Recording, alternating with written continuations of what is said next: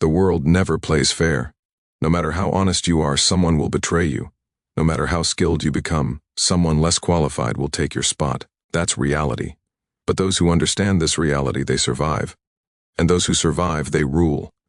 This is a power you can't see, but everyone feels it. This is dark intelligence. Dark intelligence is born when people get betrayed, humiliated, and defeated. Others break down, but you build strength from that pain. It's the kind of intelligence that listens, watches, stays quiet, and strikes at the perfect moment. While others argue, you gather information. While they get angry, you calculate. While they drown in emotions, you plan the future. Most people play checkers. You're about to learn how to play chess. But before we dive deep, let me be crystal clear. This knowledge is for protection, not destruction. Use it to defend yourself, not to hurt innocent people. The goal is to understand the game, not to become the villain. Today you'll discover the 8 psychological traits that separate survivors from victims, leaders from followers, winners from losers. Now, I want you to drop this affirmation in the comments. I choose to be strategically intelligent, not emotionally reactive. Now let's unlock the secrets that powerful people don't want you to know. Number 1. Calculated opacity. You're never completely clear about your intentions. You show only what's necessary. When people know half the story, they fill in the blanks with their imagination. And that imagination, it controls them. Machiavelli once said, "Everyone sees what you appear to be. Few experience what you really are." Think about the most intriguing people you know. They never tell you everything. They leave gaps in their stories. They answer questions with questions. They smile when you expect them to explain. This isn't about lying. This is about strategic communication. Here's what happens in most conversations. Someone asks you a question and you feel obligated to give them a complete answer. You explain your motivations, your fears, your plans. You think you're being honest and building trust, but you're actually giving away your power. Smart people understand that mystery creates influence. When you don't reveal everything, people become curious. Curiosity leads to interest.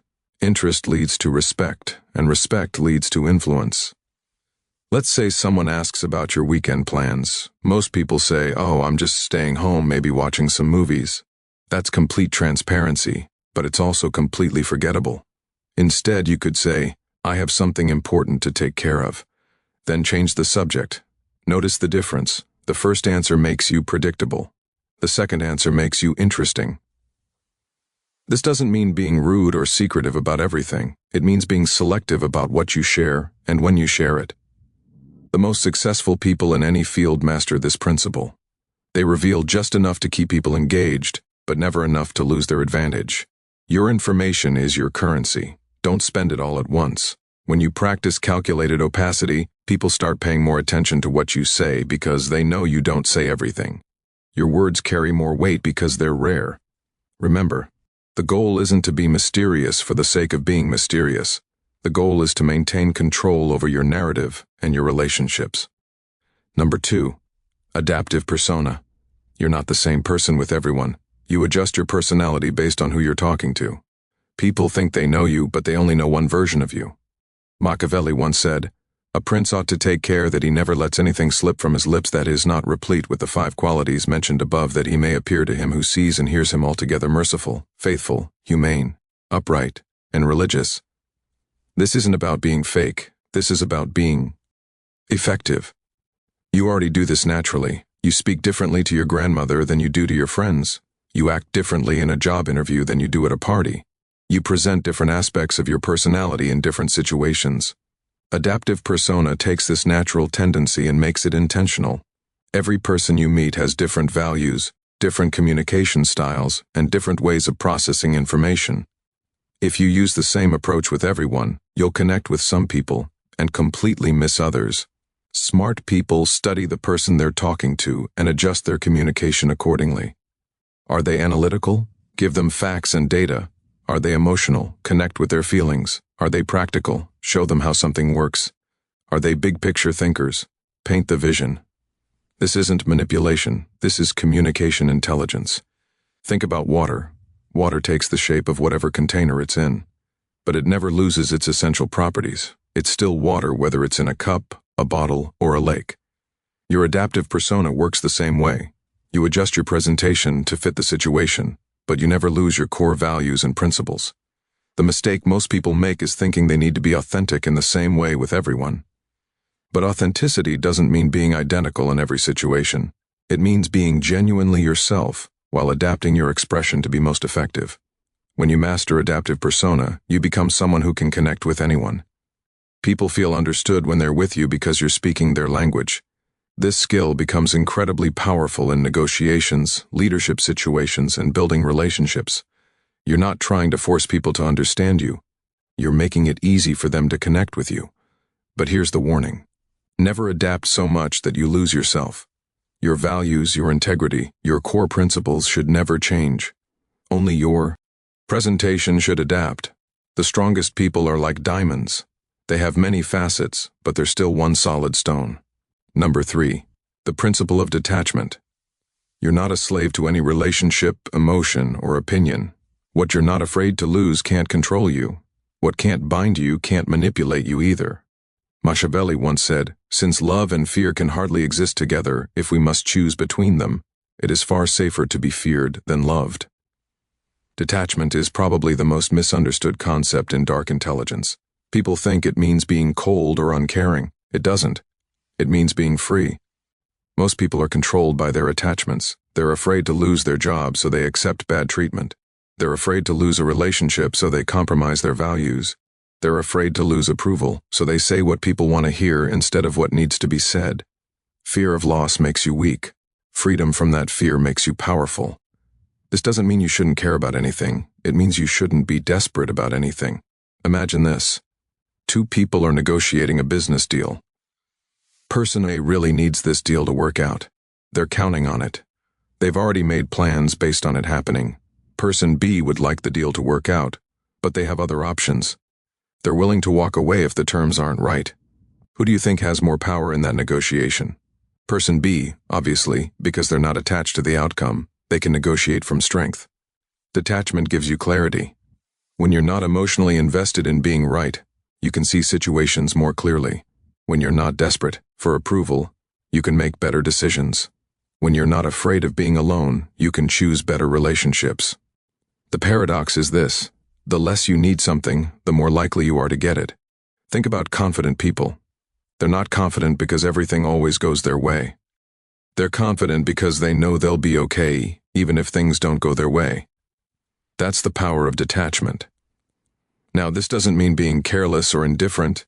You should still work hard for your goals and care about the people in your life. But you should never be so attached to any outcome that you lose your ability to think clearly and act strategically.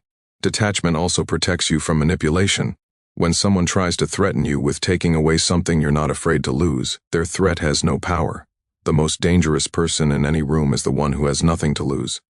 But the most powerful person in any room is the one who has everything to gain and nothing to fear. Practice this gradually. Start with small things. Don't be so attached to winning every argument. Don't be so attached to being liked by everyone. Don't be so attached to your plans working out exactly as you imagined. As you develop this skill, you'll notice something interesting. People start treating you with more respect. They sense that you can't be easily controlled and that commands respect. Remember, detachment isn't about not caring. It's about caring without being controlled by that care. Number 4, silent leverage. You don't apply pressure directly, you wait. When people make mistakes and become vulnerable, your silent presence becomes the heaviest influence in the room. Machiavelli once said, "Never was anything great achieved without danger." Most people think power is loud. They think it's about raising your voice, making demands, and forcing your will on others. That's amateur hour. Real power whispers. Silent leverage is the art of creating influence without saying a word. It's about positioning yourself so that your mere presence changes the dynamic of any situation. Here's how it works. Instead of telling people what to do, you create situations where they naturally want to do what benefits you. Instead of demanding respect, you make yourself indispensable. Instead of fighting for power, you make people give it to you willingly. Let's break this down with practical examples. In conversations, silent leverage means knowing when to pause. Most people are uncomfortable with silence, so they fill it with words. Often those words reveal more than they intended to share. When you're comfortable with silence, you control the rhythm of the conversation. Next time someone asks you a difficult question, don't answer immediately. Pause. Look at them thoughtfully. Let the silence stretch for a few seconds, then give your answer. Watch how it changes the weight of your response. In negotiations, silent leverage means having alternatives that you don't need to mention. When the other person knows you have options, they negotiate differently. You don't have to threaten to walk away. Your willingness to walk away is enough. In relationships, silent leverage means being the person who adds value without asking for recognition. When you consistently make other people's lives better, they naturally want to keep you around. You don't have to demand loyalty. You earn it through your actions. In professional settings, silent leverage means becoming the person everyone comes to for solutions. You don't announce that you're the problem solver. You just solve problems consistently until everyone knows they can count on you. The key to silent leverage is patience. You're not looking for immediate results. You're building long-term influence. Most people want instant gratification. They want to see immediate results from their efforts. But silent leverage works differently. You plant seeds and wait for them to grow. You make investments and wait for them to pay dividends. This requires a different mindset. You have to be comfortable with delayed gratification. You have to trust that your consistent actions will eventually create the influence you're seeking. What happens when you master silent leverage? People start coming to you for advice without you offering it. They start seeking your approval without you demanding it. They start following your lead without you asking them to. You become the quiet force that shapes outcomes without anyone realizing it's happening. But there's an important ethical consideration here. Silent leverage should never be used to manipulate people into doing things that harm them. The goal is to create win-win situations where everyone benefits. The most ethical use of silent leverage is to influence people toward better decisions for themselves and others. You're not tricking them. You're guiding them toward outcomes that serve everyone's best interests. Remember, silent leverage is not passive. You're still taking action. You're still making moves. You're just doing it quietly and strategically instead of loudly and obviously. Number 5, psychological echo. You reflect people's deepest needs and fears back to them. They think you're speaking their language, but actually you're gaining understanding and influence. Machiavelli once said, "Men judge generally more by the eye than by the hand, for everyone can see and few can feel. Everyone sees what you appear to be. Few really know what you are." Psychological echo is about becoming a mirror that reflects back what people need to see and hear. This isn't about deception, it's about deep understanding and strategic communication. People don't buy products, services, or ideas. They buy solutions to their problems and fulfillment of their desires. When you can identify and reflect back their real needs, you become incredibly valuable to them. Most people are terrible at this because they're too focused on what they want to say instead of what the other person needs to hear. Let me explain how psychological echo works in practice. First, you have to become a student of human nature. You need to understand that everyone you meet is carrying invisible burdens, secret desires, and unspoken fears. Your job is to listen for clues about what those might be. When someone talks about their work, they're not just sharing information. They're revealing how they see themselves, what they value, and what they're worried about. When someone talks about their relationships, they're showing you their emotional patterns and their deepest needs. Most people listen to respond. You need to listen to understand. Here's a practical framework. Every person you meet is asking 3 silent questions. Do you see me? Do you understand me? Do you value me? When you can answer yes to all 3 of those questions through your words and actions, you create a powerful connection. The psychological echo technique involves reflecting back not just what people say, but what they mean. You listen for the emotion behind the words, the need behind the complaint, the fear behind the anger. For example, if someone says, "I hate my job," most people might respond with advice about finding a new job. But if you listen deeper, you might hear that they actually feel unappreciated, unchallenged, or uncertain about their future. A psychological echo response might be, "It sounds like you're not feeling valued for your contributions," or "It seems like you're ready for something that challenges you more." Notice the difference. Instead of jumping to solutions, you're reflecting back their emotional experience. This makes people feel understood, which creates trust and influence. The key is to reflect back the positive version of what they're expressing. If someone is complaining about being overwhelmed, you might reflect back their dedication and high standards. If someone is expressing frustration about a situation, you might reflect back their desire for excellence. This technique works because people have a deep psychological need to feel understood. When you demonstrate that you truly see them, they automatically trust you more and value your opinions more highly. But here's where it gets really powerful. Once you understand someone's core needs and fears, you can position your ideas, suggestions, and requests in terms that naturally appeal to them. If someone values security, you present your ideas in terms of safety and stability. If someone values recognition, you present your ideas in terms of achievement and acknowledgement. If someone values freedom, you present your ideas in terms of independence and choice. You're not changing your message. You're changing how you present your message to match their psychological profile. This is incredibly powerful in leadership, sales, parenting, and relationships. When people feel like you understand them at a deep level, they naturally want to work with you, follow you, and support you. The ethical way to use psychological eco is to genuinely care about understanding people and helping them get what they need. When you use this technique to serve others' best interests, it becomes a tool for building stronger, more meaningful relationships. Number 6. Ambiguous morality. You're neither good nor bad. You just get things done. Real power doesn't always come in black and white. Sometimes it lives in the gray areas. Machiavelli once said, "Since it is difficult to join them together, it is safer to be feared than to be loved when one of the two must be lacking." This is the most controversial trait of dark intelligence, and it's the one that gets misunderstood the most. So let me be very clear about what this means and what it doesn't mean. Ambiguous morality doesn't mean having no morals. It doesn't mean doing whatever you want regardless of consequences. It doesn't mean hurting people to get ahead. What it means is understanding that the real world is complicated. Sometimes doing the right thing in the short term leads to worse outcomes in the long term. Sometimes being nice enables bad behavior. Sometimes protecting people requires making decisions that aren't pretty. Here's the reality.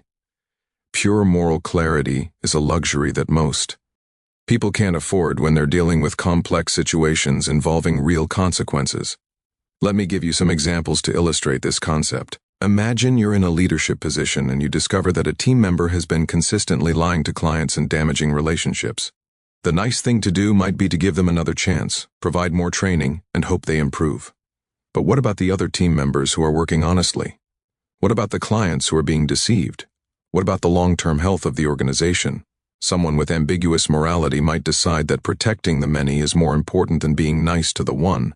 They might make the difficult decision to remove that person from the team even though it feels harsh. This isn't cruelty. This is pragmatic ethics. For example, someone asks you for advice about a relationship that you can see as toxic and destructive. The kind thing to do might be to be supportive and avoid saying anything negative. But someone with ambiguous morality might decide that true kindness requires telling the difficult truth even if it temporarily hurts the person's feelings. The key principle here is focusing on outcomes rather than appearances. Sometimes the action that looks good on the surface creates bad results. Sometimes the action that looks harsh on the surface creates better results for everyone involved. This requires a different kind of moral thinking. Instead of asking what action makes me look like a good person, you ask what action leads to the best outcomes for the most people. It also requires taking responsibility for the consequences of your decisions, even when those decisions are difficult or unpopular. But here's the crucial distinction. Ambiguous morality is not the same as selfishness. You're not doing whatever benefits you at others' expense. You're making pragmatic decisions that serve the greater good, even when those decisions are personally difficult.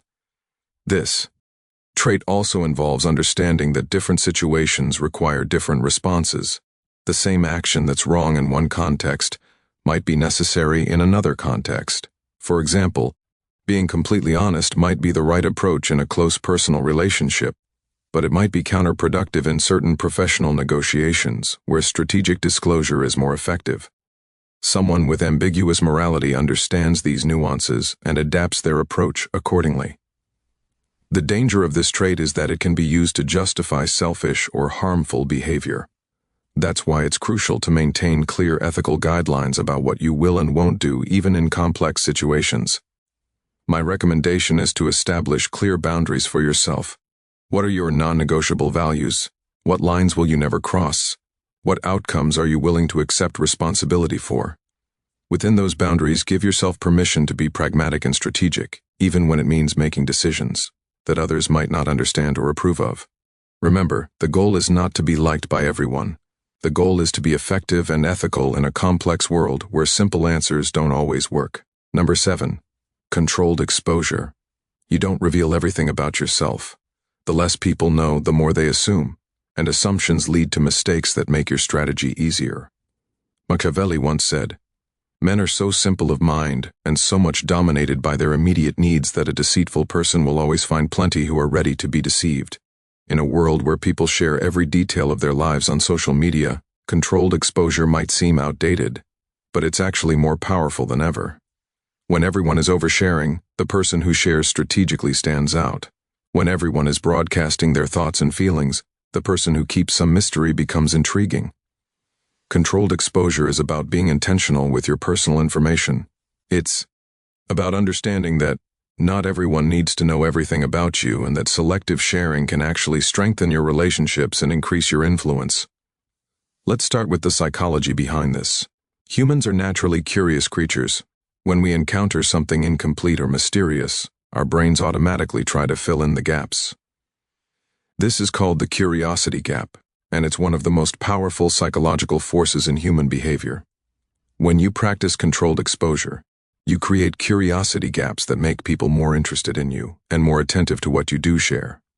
Think about the most captivating people you know.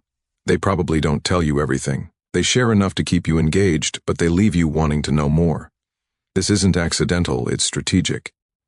Now, let's talk about practical applications in professional settings. Controlled exposure means being selective about which ideas you share and when you share them. It means not revealing all your capabilities at once. It means keeping some of your knowledge in reserve so you can provide value when it's most needed. For example, instead of showing all your skills in the first week of a new job, you might reveal them gradually over time. This creates the impression that you're continuously growing and improving rather than someone who peaked early. In social situations, controlled exposure means not telling your entire life story to everyone you meet. It means sharing personal information gradually as relationships develop and trust is earned. This doesn't mean being secretive or dishonest. It means being selective and strategic about what you reveal and to whom in negotiations. Controlled exposure means not revealing all your priorities and constraints up front. It means keeping some information in reserve so you can use it strategically as the negotiation develops. The key principle is this: information revealed can never be unrevealed. Once people know something about you, they can't unknow it. So it's better to err on the side of revealing too little rather than too much. But controlled exposure goes beyond just withholding information. It's also about timing. The same piece of information can have completely different impacts depending on when it's revealed. For example, revealing a particular skill or achievement early in a relationship might seem like bragging, but revealing the same information later when it's relevant to solving a problem makes you seem humble and helpful. Controlled exposure also involves understanding your audience. Different people need to know different things about you. Your level of disclosure should match the relationship and the situation. Your closest friends and family members should know more about you than your casual acquaintances. Your business partner should know different things about you than your competitors. Your employees should know different things about you than your peers. This isn't about being fake or manipulative. It's about being appropriate and strategic with your personal information. Here's another important aspect. Controlled exposure includes managing your digital footprint. Everything you post online, every comment you make, every photo you share, becomes part of your permanent record. People will form opinions about you based on this information, often without ever meeting you. Smart people are intentional about their online presence. They understand that their digital persona is part of their overall strategy for how they want to be perceived and remembered. The goal of controlled exposure is not to be mysterious for the sake of being mysterious. The goal is to maintain control over your narrative and your relationships. When you reveal information strategically, you can guide how people perceive you.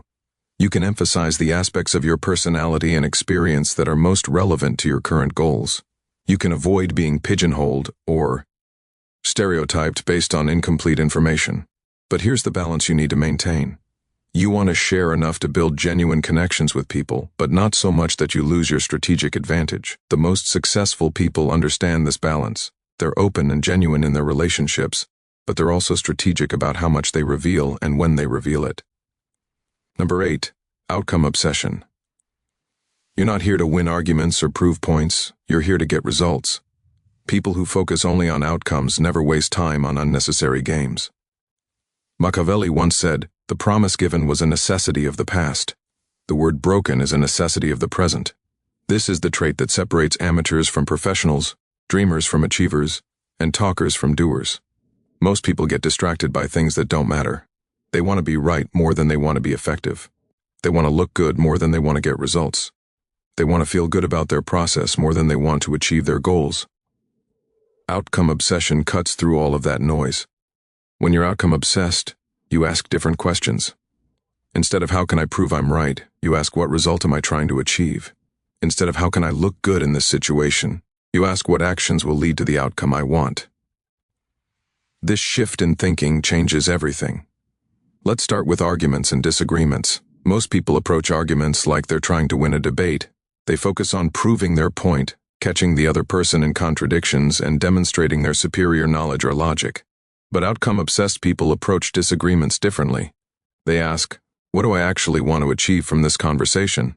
Maybe they want to change the other person's behavior. Maybe they want to reach a compromise. Maybe they want to gather information about the other person's perspective. Once they're clear on their desired outcome, they choose their approach accordingly. Sometimes that means winning the argument, but often it means something completely different. For example, if your goal is to change someone's behavior, proving them wrong might actually backfire. People don't like being wrong, and they often become more stubborn when they feel attacked. A better approach might be to help them reach the right conclusion on their own. If your goal is to maintain a good relationship while addressing a problem, being right might be less important than finding a solution that everyone can accept. This applies to every area of life. In professional settings, outcome obsession means focusing on what actually moves the business forward rather than what makes you look smart or important. It means choosing projects based on their impact rather than their visibility. It means making decisions based on data and results rather than politics and preferences. In personal relationships, outcome obsession means focusing on the health and happiness of the relationship rather than who's right or wrong in any particular disagreement. It means choosing your battles based on what actually matters, rather than reacting to every minor irritation. In personal development, outcome obsession means measuring your progress by actual results, rather than effort or intentions. It means being honest about what's working and what isn't, even when that's uncomfortable. Here's where outcome obsession gets really powerful. It helps you avoid the trap of looking busy without being productive. Many people confuse activity with achievement. They think that working hard automatically leads to good results. But outcome-obsessed people understand that you can work very hard on the wrong things and get nowhere. They're constantly asking, is this activity actually moving me toward my goal, or am I just staying busy to avoid the more difficult but more important work? This leads to what I call strategic laziness. Outcome-obsessed people often appear to do less than others, because they're selective about where they put their energy. They focus on the 20% of activities that produce 80% of the results. They're not trying to be the hardest worker. They're trying to be the most effective worker. This also applies to learning and skill development. Instead of trying to learn everything about everything, outcome-obsessed people focus on developing the specific skills that will have the biggest impact on their goals. They ask, what's the minimum I need to learn to achieve maximum results? This isn't about being lazy or taking shortcuts. It's about being strategic and efficient. Now here's an important warning about outcome obsession. It can become destructive if you lose sight of your values and relationships in pursuit of results. The healthiest approach is to be outcome obsessed within ethical boundaries. Your desired outcomes should include maintaining your integrity, treating people well, and contributing positively to the world around you. When these values are built into your definition of success, outcome obsession becomes a powerful force for good. Another key aspect of outcome obsession is the willingness to change course when something isn't working. Most people get attached to their plans and strategies even when those plans aren't producing results. Outcome-obsessed people are attached to their goals, not their methods. If one approach isn't working, they try a different approach. If one strategy isn't effective, they develop a new strategy. They're not stubborn about how they achieve their outcomes. They're only stubborn about achieving the outcomes themselves. This flexibility makes them incredibly adaptable and resilient. When circumstances change, they adjust their approach. When new information becomes available, they update their strategy. The ultimate goal of outcome obsession is to become someone who consistently gets things done. Not someone who talks about getting things done. Not someone who looks like they're getting things done. Someone who actually produces results in the real world. This reputation becomes incredibly valuable over time. When people know you as someone who delivers on your commitments and achieves your goals, they start bringing you better opportunities, better partnerships, and better problems to solve. You've just learned the 8 traits of dark intelligence, but knowledge without application is worthless. Pick one trait that resonated with you the most. For the next 7 days, practice that trait in your daily interactions. Don't try to master all 8 at once. Focus on one. Notice how people respond to you differently. Notice how you feel when you approach situations with strategic intelligence instead of emotional reactivity. But remember what we talked about at the beginning. This power comes with responsibility. Use these insights to protect yourself, not to harm others. Use them to create better outcomes for everyone, not just for yourself. The world needs more strategically intelligent people who use their knowledge ethically. People who can see through manipulation and protect themselves and others from it. People who can navigate complex situations and find solutions that serve the greater good. That's the true purpose of dark intelligence. Not to become a manipulator, but to become someone who can't be manipulated. Not to gain power over others, but to gain power over yourself and your circumstances. The most dangerous person in any room is the one with nothing to lose, but the most valuable person in any room is the one who understands human psychology and uses that understanding to make everyone's life better. Which kind of person do you choose to be? If this video changed how you think about intelligence and power, hit that like button. If you want more content about psychology, strategy, and human behavior, subscribe and ring the notification bell. Drop a comment and let me know which of these 8 traits do you see in the most successful people around you, and which one are you going to practice first? Until next time, remember, true intelligence isn't just about being smart. It's about being wise enough to use your intelligence in service of something greater than yourself. Stay strategic, stay ethical, and stay powerful.